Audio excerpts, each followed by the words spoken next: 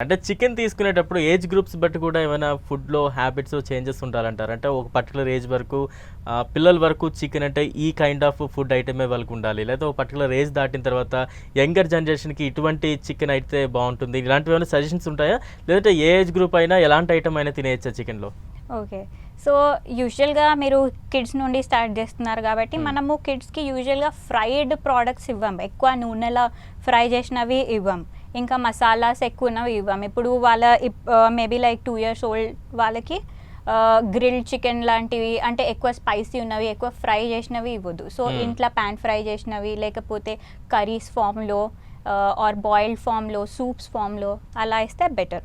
And okay. Then coming to the next stage వాళ్ళకి ఏదన్నా ఎలాంటి ఫామ్‌లోనన్నా ఇవ్వచ్చు. కానీ మనము లిమిట్ ఉండాలి.